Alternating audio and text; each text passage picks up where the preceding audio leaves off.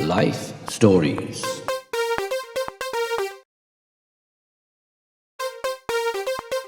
Life Stories. We were drawn against Wakefield Trinity in a cup competition, and I'd broken my elbow. And I went to training on Thursday night, and the coach, Eric Ashton, wonderful fellow, great coach, mentor, he said, "Are you playing, Bill?" I said, "Ash," I said, "I can't." I said, "I've broken my elbow." And like I said, it was a bad game. When I played, there's always somebody ran onto your elbow. So you got hurt as well, you're hurting them. So he said, "Well, if you're not playing," he said, "you got to go into the boardroom." So I went up to the boardroom, and the chairman of the club at that time was a gentleman who lived in Brigade called Norman Baby. Pardon me. And he said, "Why are you not playing?" I said, "Mr. Chairman, I broke my elbow." He said, "Have a couple of painkillers." I said, "Don't be silly." I said, I'd had painkillers in my knees and calf muscles and hamstrings. I said, "But it's a break." So his words at that time were, "If you don't play," he said, "you'll never play for this club again." So I thought, well, you've two choices. I won't play for this club again. Well, that was in 1972, the end of 1972. 1972, we were coming to the end of 72. Well, I asked for a transfer, and they put me on transfer for a world record, £27,000. And it was at that particular time that Australian clubs were buying English footballers because they couldn't beat Great Britain in a test series because we had the skill factor. They've always had the strength, the speed, the athleticism, but they couldn't play the English type of football, the Murphys football, the Millwood, the Ashtons, the Bostons, the Wheelers. They didn't have that quality of player. And so I got a visit one night from two ex-St Helens players called Cliff Watson and Tommy Bishop. Now they said to me, "Will you come to Cronulla?" So me and Sheila, again, through my stupidity, my womanizing, my everything else, we were in a bad state with our marriage, and we decided we'd give it a go. We'd find a new life. We'd start again. So they offered me $2,000, which was a capping system. They offered me a house. They offered me a job. So we agreed to go to Cronulla. Well, we were a bit excited, but then 2 days later, we became more excited because we had a visit from a team called Penrith Panthers. Mr. Wally Ward and Bruce Wello, the two became friends of mine. They said, "We want you to come to Penrith." I said, "Well, I'm going to Cronulla." He said, "What they're giving you?" I said, $2,000. He said, "Yeah." He said, "That's right. There's a capping system of 2,000, but we know it's being lifted. Next year, we'll up it up to 16. That was a lot of dollars. And then he said, "We'll get you the house. We'll get you the job. We'll get you a new car. We'll make sure you have a swimming pool." Well, honestly, I looked at Sheila and I said, "Listen, my love, I can't drive and I can't swim, but I know I'm going to Penrith." So that was it. I shook hands with Penrith Panthers, and it was a deal that I would go to Penrith Panthers. So in 1973, we paid the £10 emigration fee, and we got on the plane. I think we stopped off at Manila and somewhere else, Hong Kong, and then we got into Sydney, and me and Sheila and the three kids, and honestly, unbelievable, a different world. I found it was a different world. I mean, we have a sense of humour, we have a laugh, and I'm walking through customs, and this little bloke's looking at our family passport, and he looked at me and he went, "G'day." I went, "G'day." He said, "Have we got a criminal record, sir?" Clever wigging of me, Alan. I went, "Why is it still compulsory?" So that was my introduction to Sydney, Australia. But I loved the place. I got in Penrith. I absolutely adore Penrith.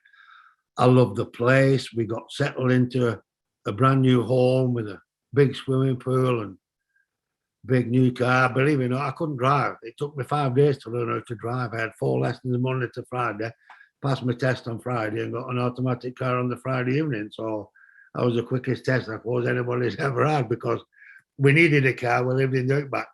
All we saw was snakes, frogs, and kangaroos. We were that far out of town.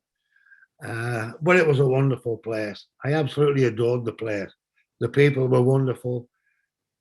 The rugby was easy, believe it or not. I got a bad reputation on the pitch for winning star prizes if there was a star prize available, but I'd often win it. And my first year, I won a 3 colour TVs. Well, believe it or not, the first time colour TV had just come out in Australia, and we were playing in a cup competition, and there was a colour TV for the man of the match.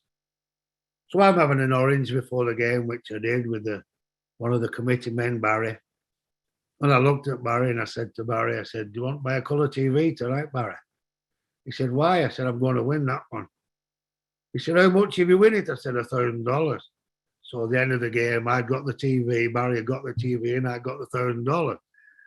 There were 3 TVs awarded in 3 games. I won the 3 TVs. I won a brand new Alfa Romeo car. And I got that money instead to get Sheila's mum over because Sheila wanted a mum over. So again, I was, as we said, you know, the devil is this and that, but the devil doesn't just live in Wigan. He grabbed me worse than ever in Australia.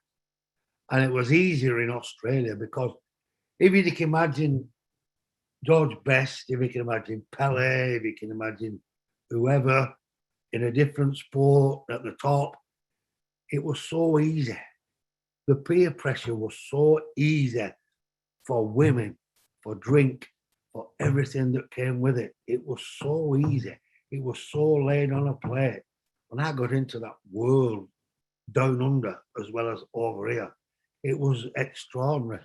And I owned a couple of race horses, and Sheila again was finished up left on her own. So I thank God that he did allow her mum to come over because it gave me the freedom to do what I did. And some mum was there for Sheila. So she finished up, she wasn't on her own.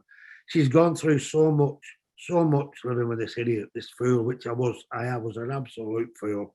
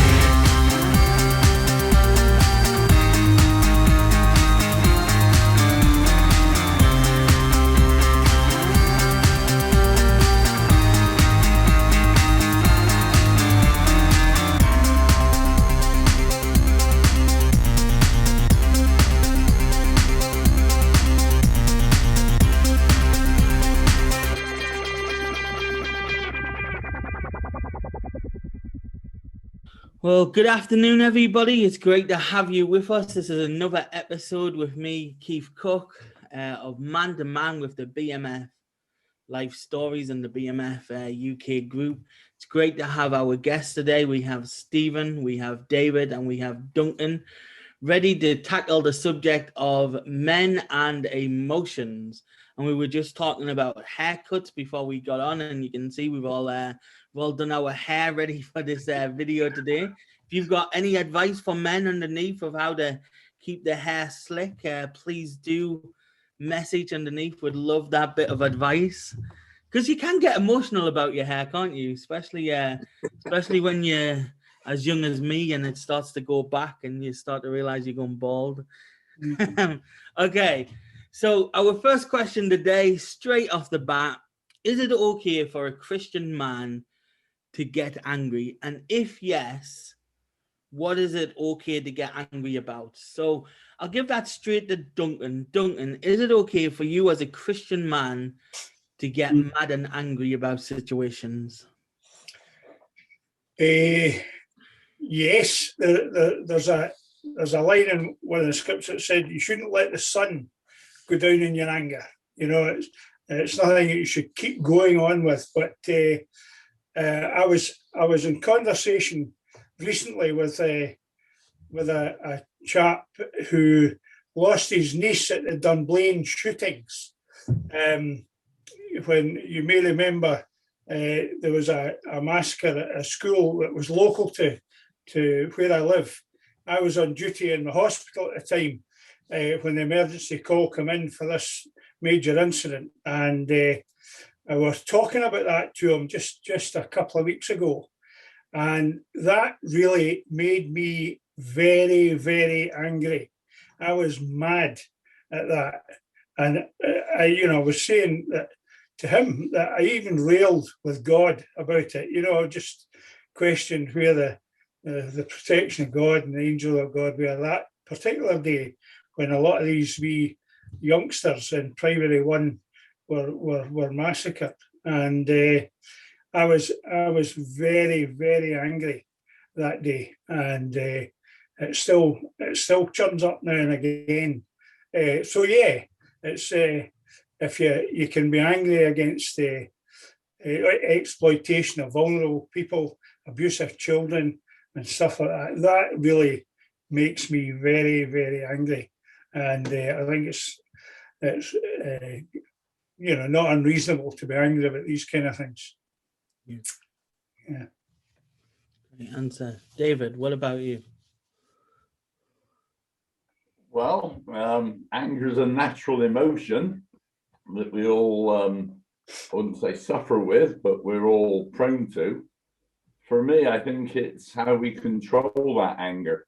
I might be waiting for a parking space. A guy jumps in front of me. I'm angry.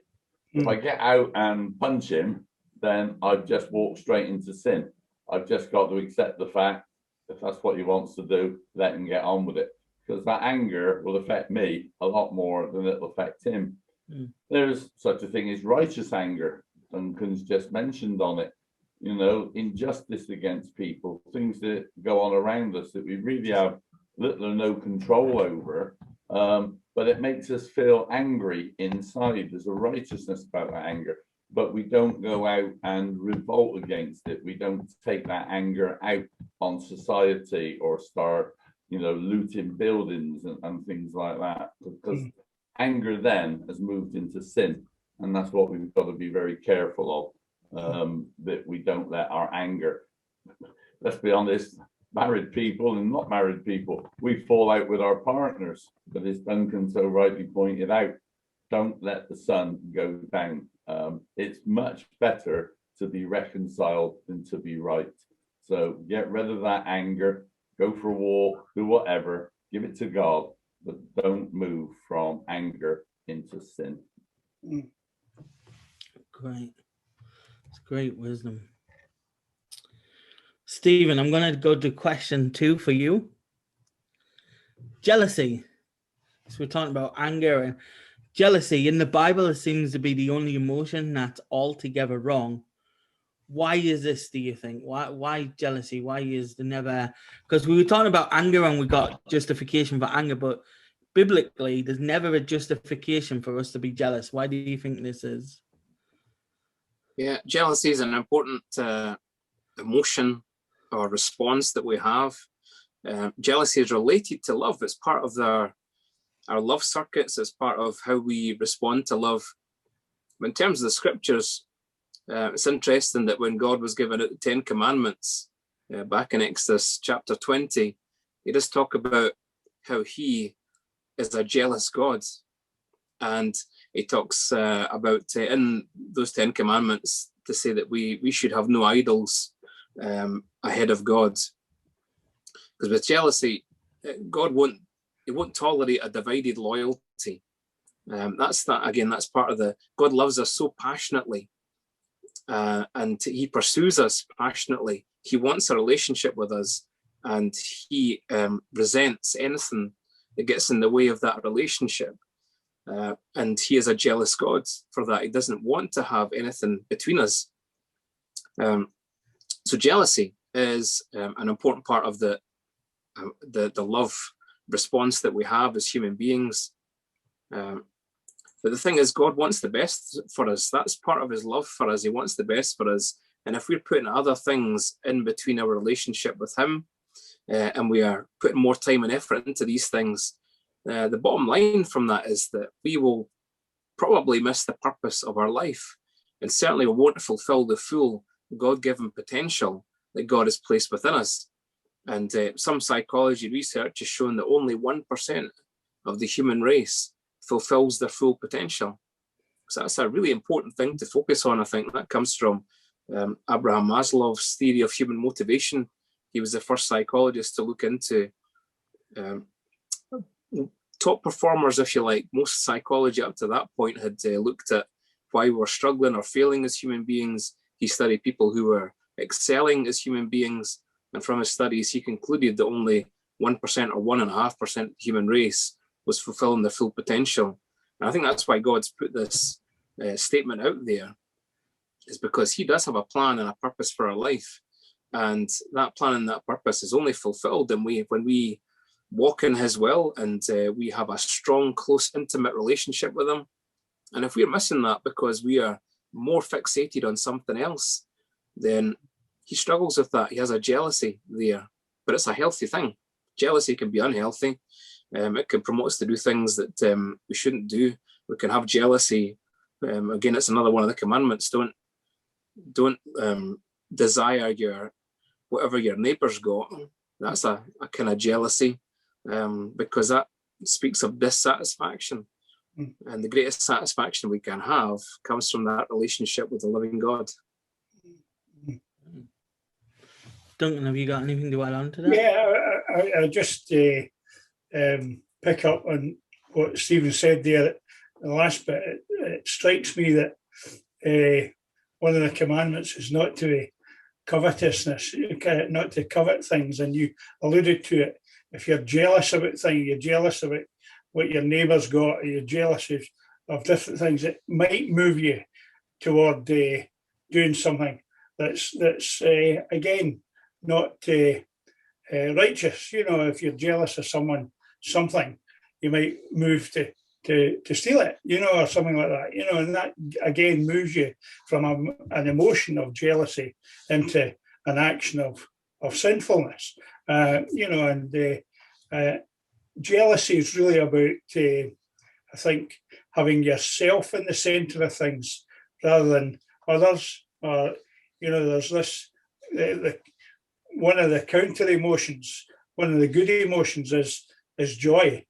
And always, I'll go back to a wee mnemonic thing that joy is putting yourself last and Jesus first and others in the middle, and it spells joy: Jesus first, others second, and yourself last. And you know, that's the antithesis, I think, of jealousy. That you know, if you don't put yourself in the first, then you won't covet things, and you'll be, I'm sure, more joyful than that. So that was just a thought. Yeah. Great. Here's a side question on this, and just thinking about the jealousy and desiring and stuff like that. We're told in the Bible to desire the gifts of the Holy Spirit and desire things like that. Do you think in the church people have that mindset of I'm content where I am, or do you think there's a bit of an issue going on in the modern church of people almost desiring position which God has not designed for them to be in, if that makes sense? David, I'm gonna come to you on that. I know that was a side question, but just your raw emotion on that. What are you thinking about that? Immediately, as you were saying, it reminded me of when I was a Christian years ago, and everything's wonderful, and you think everybody in church is just like you, and they've just found Jesus, they've just fallen in love, and they love one another, and everything's great. And I was just walking into church one Sunday morning, and a very prominent businessman with several successful businesses pulled up in his new Mercedes car. And there was two ladies walking in beside me, sort of thing. And I overheard one say to the other, "That's disgusting. You shouldn't drive a car like that. Christians shouldn't have cars like that." And it sort of hurt me, because I learned in those early days to be pleased to see my brothers and sisters doing well, Yeah. not to pull them down. And it reminds me of that joke about the two Americans walking around Times Square and their friends there. They see him driving down the road in a great big Cadillac, and they say, "Wow, is that John in that Cadillac? Wow, he must be really doing really well. I'm so pleased for him." And then you've got two guys in Oxford Street, London, and they see their friend driving a Rolls Royce, and they say, "Hey, is that Peter in that Rolls Royce?" "Yeah." "Oh man, wonder who he's turning over now."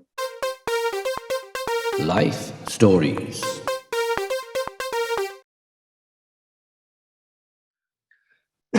Pardon me. Sorry, I just get a little bit emotional by the way that I treated my wife in those days. But as in, God gave me a new life when I became a Christian, when I became born again. And we have a wonderful life now. But we were living in that place called Australia and Sydney.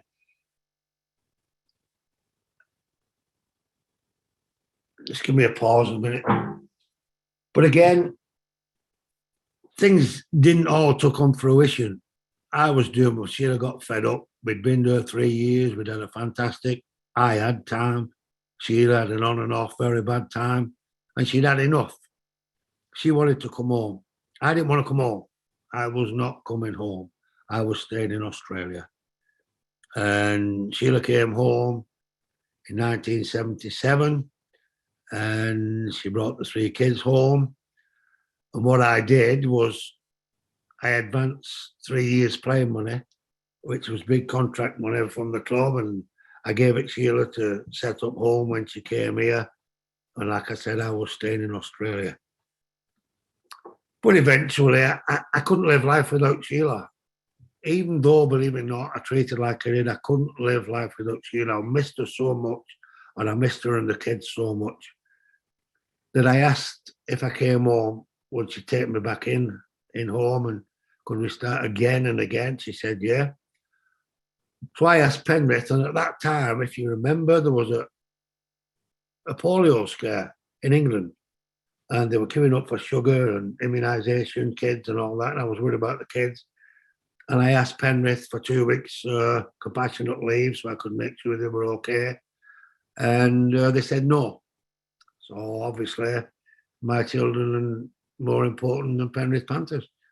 So I just jumped on a plane and I came home. And well, you can imagine Penrith and the Australians, they couldn't take a joke. So they banned me from playing rugby league. So I was not playing for a while. I was banned from the game. They put an embargo on English players going to Australia and vice versa. But I got back with my wife. And within a short period of time, Wigan had made a deal that I signed back at Wigan Rugby League Club, and I was playing for Wigan Rugby League Club. And I was happy again. But after 1 year, a hitch came between me and my coach, Vince Cralius, and we departed ways. And I moved on then again for another record transfer between English clubs. I went from Wigan to Wakefield, and we moved over to live in Wakefield. And it was during this time in Wakefield that, with being the rugby player that I was and being involved with the coaching side and the playing side, I was never at home. So even though Wakefield at that time was only a short drive away, Sheila's family had no cars, and I was using my car all the time. Sheila was lonely, so that was then that she had a visit from the Jehovah's Witnesses. And it was during this time that Sheila became a Jehovah's Witness, roughly about 1979, 1980. And I went to the odd meeting at the Kingdom Halls, and I didn't enjoy it. I didn't enjoy what they did. I didn't enjoy how should I say, the brain teaching of I watched her doing the Watchtower, I watched her doing the book, and I thought you've no thoughts for yourself, Sheila, because what they're asking you to believe is what they've written on the back and bottom of the page. So where's your opinion? Where's your thought process? It's all done for you. But again, I left it alone. She stayed at Jehovah's Witness, and I was at Wakefield for a number of 4 years. I played at Wembley in 1979 for Wakefield. We lost that game, lost 2 Wembley finals between us, not at Castleford and Wakefield at Widnes. And Sheila was getting homesick for a mum. We had a mum home for a while, but then I did my knees again. I had 4 operations on my ACL ligaments and MCL ligaments when I was at Wakefield. And it finished up, I had to retire because of my knee injuries. And again, God opened the door for me, which I didn't know it was God's planning, when in 1983, Alex Murphy came to Wakefield, and he just got the coaching job at Wigan, and he asked me, would I be his assistant coach at Wigan? So again, that was a door open for me to stay in rugby league and Sheila to get back to her mum. So we moved back to Wigan, and we lived not far from where Mr. Fanner lives now, in Norley Hall. And I got involved back coaching at Wigan Rugby League. And then we moved on to a place in Attingham Walk, which is in Pure Stock. And it was at Pure Stock that Sheila became pregnant with her 6th child. And she went shopping this day, and she nearly got knocked down with the car. And she started to bleed, hemorrhage quite a heck of a lot, I'm afraid. So I carried her in my arms, took her to the car, took her straight to Billings Hospital, the maternity hospital, and Mr. Normanton, the specialist, said after the scan, Sheila, I'm sorry, you'll lose the baby. I'm sorry. She said, why? He said, well, you've hemorrhaged too much. You're 16 weeks pregnant, and we can't hear a heartbeat, and it's only an 8-week fetus. So I remember Sheila praying that night. I prayed a prayer I didn't know. If any of my kids was ill, it would be, God, please make my son better. I won't have another pint. I won't smoke another cigarette. I'll be good. But I remember Sheila's prayer that day. Her prayer that day was, we cried as she prayed. She said, Lord Jehovah, if you come to save this baby, not only will I bring it up to know you, but your son Jesus.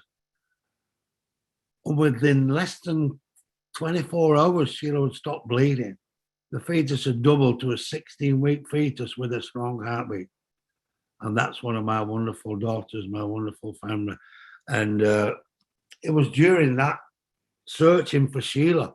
She was searching, I wasn't interested.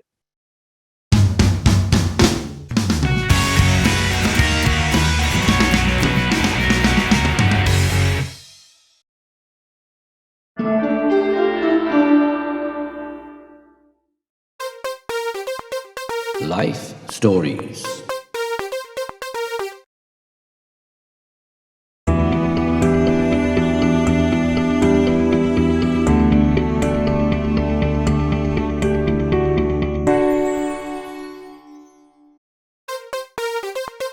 Life Stories.